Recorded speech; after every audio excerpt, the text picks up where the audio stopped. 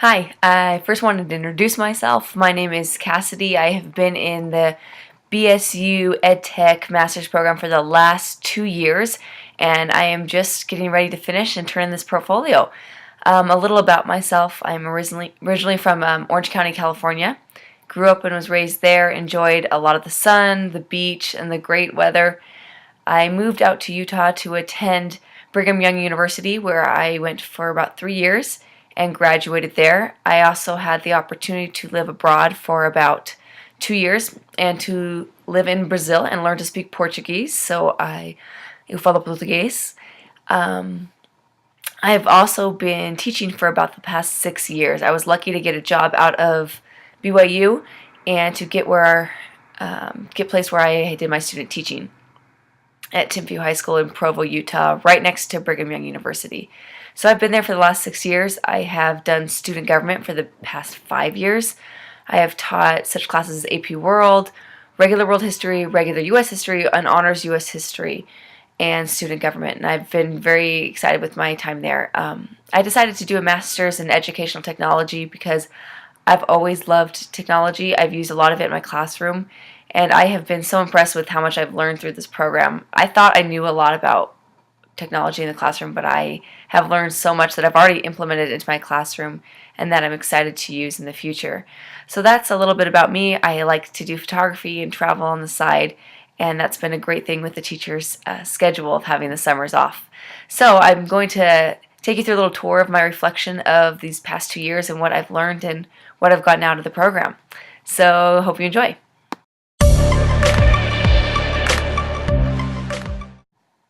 One of the first things that I think I learned the most from the BSU program was this ability to really adapt to the learning strategies of our students. I think I've noticed, especially these last 6 years, that education has completely changed from when I was in high school to how the kids learn today.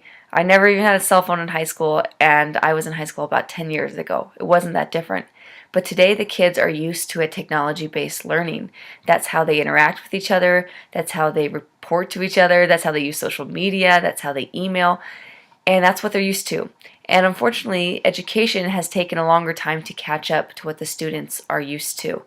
And that is one of the things that I've gotten out of this program the most, was the ability to see that the students need to learn with what they're comfortable with. One of the things that I noticed the most was the learning strategies of the students. And in our first few courses, we talked about the different strategies the learners have, whether it be auditory or visual or contextual or even tangible.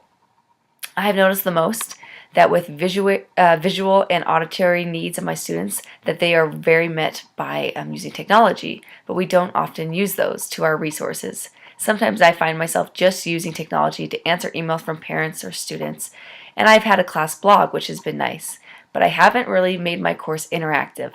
And so I've decided through this course that I want to use more visual skills. Some of the projects, and I made a list for myself, of the things that helped our visual learners more were the YouTube class I took. I loved the YouTube class. I felt that I got a lot out of that, and I didn't even know all these things that you could use YouTube for, whether it be editing your video, creating video vlogs for students, instructions and tutorials. One of my favorite assignments was the typography assignment, where I showed the students how to create their own typography assignment and then do a time-lapse video. And I think that was one of the most rewarding projects for me, because I saw the ability that my students have to see my instructions not just once in the classroom, but repeated on YouTube again and again. And if they didn't hear it the first time or get it, or maybe miss class or were sick, that they could go back and rewatch and rehear for my visual and auditory learners once more the instructions. That alone, I think, was such a little thing that I could apply to my teaching, but made a world of difference in my classroom. I think of all the visual projects like the Holocaust remix video, the tutorials I mentioned, the blogs, and things like that that help my students. For my auditory learners, creating instructions over my PowerPoints was a simple move. To use audio skills and to dub over my PowerPoints that I've used, maybe difficult concepts that they need to hear once or twice to understand. I thought videos with captions and instructions was one of the smallest things, but made the biggest difference in my classroom. So I think the first thing that I really saw was that the learners and their abilities and their characteristics, whether they be visual, auditory, contextual, or tangible that they needed to be met, and that I wasn't meeting that in a traditional classroom, so I needed to adjust. And some of the classes, including the YouTube class that I mentioned, really helped me see that this can be met by using simple devices that we're all familiar with. So that's the first thing I realized through this program.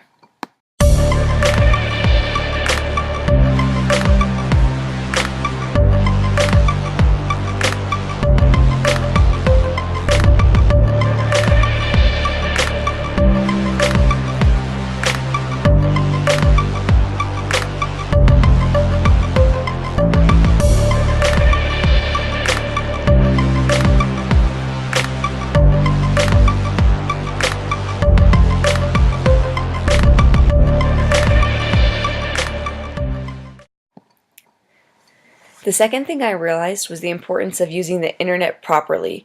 In a lot of our intro classes, especially 501 and 502, we focused on the importance of the internet for educators, as well as netiquette rules for students to follow. I think I grew up in a time that the only way you could plagiarize was copying out of a book, which was very hard to detect. And now kids today have got all the resources and all the books at their hands and fingertips.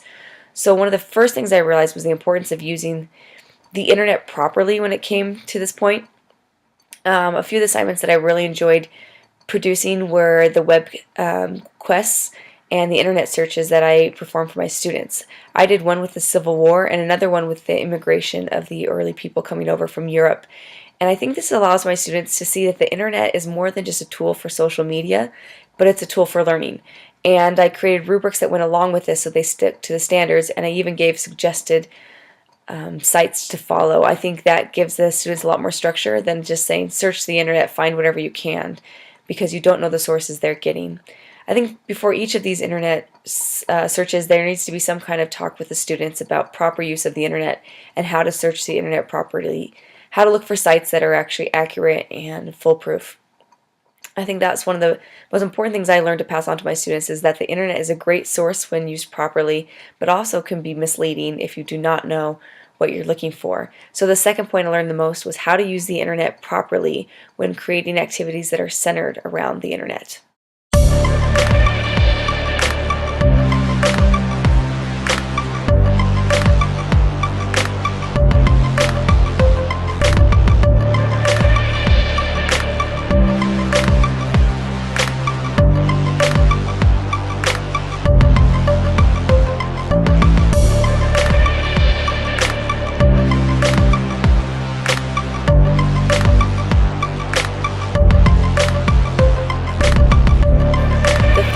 That I learned the most through this program was the importance of collaborating. Now, there was many assignments and discussion topics where we had to collaborate or add on to others' comments or works, and I did appreciate that effort. It gave me a good insight into how to do that with my classroom more, and how to implement discussion and topics to make sure my kids are interacting with each other. I think one of the big worries about education moving towards more of a technology base is that we'll lose that traditional classroom aspect of interacting with each other. And I don't think that's necessarily the case. I've learned through this program that you can adapt to that and actually make interaction work, even though you're at a distance or in a distant learning situation.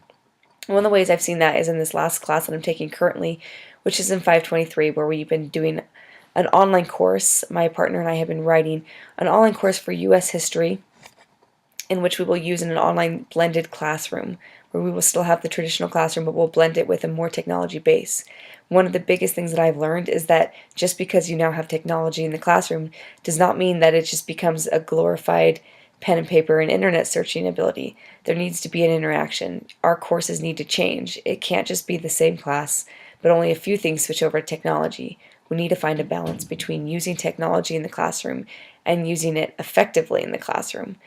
And I think through using like collaborative tools like Google Drive that we've used a lot in this classroom, I've seen how I can add comments or edit or peer even edit on assignments of my students. I've seen how they can interact with each other by using Google Drive to create a presentation even though they're distance learning.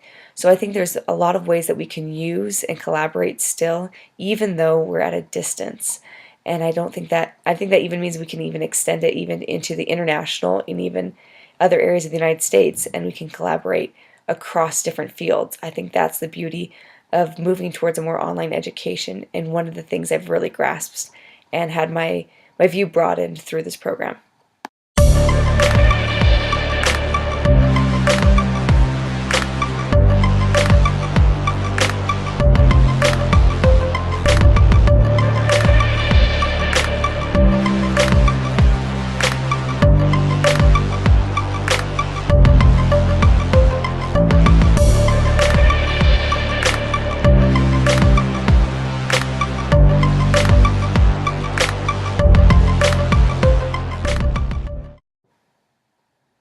The last thing I'd like to mention that I got out of this program was the ability to start online writing my own courses. I was offered a job throughout these courses at the local university to write a few of their courses.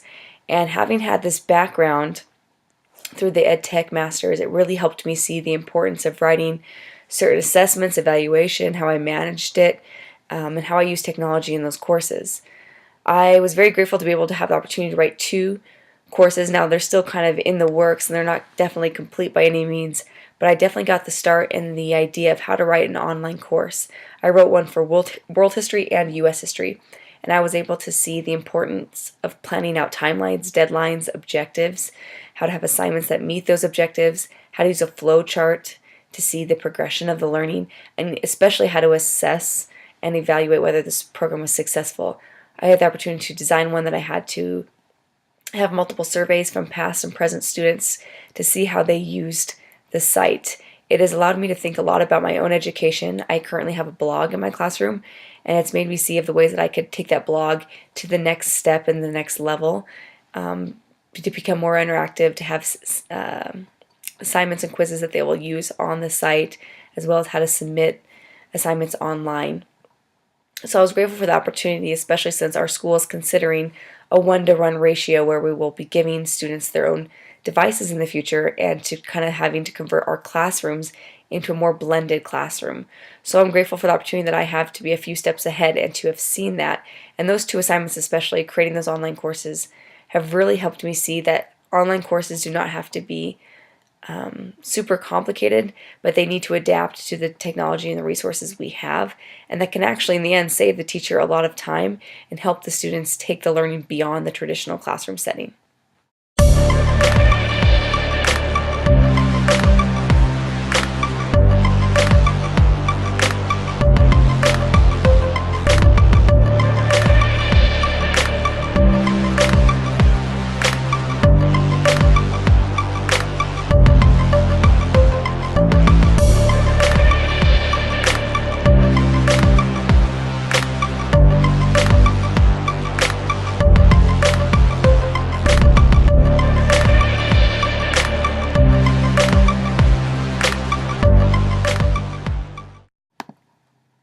In closing, I just wanted to kind of give an overall reflection of my experience.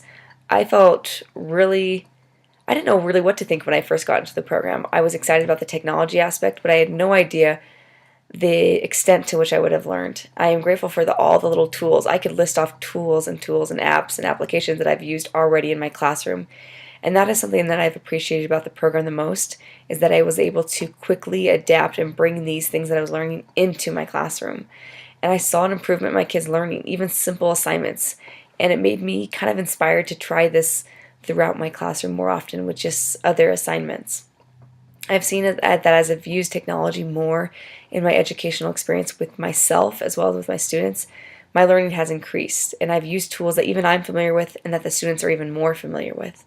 And that has kind of made them excited to do assignments that they are not used to and that are kind of different. So I was grateful for this experience because it really taught me that education isn't going anywhere, and it's something that we need to adapt to and learn to use in our students. So I'll be grateful because this is a program that I actually felt that right away I used, and I am grateful that I chose this master's as my program.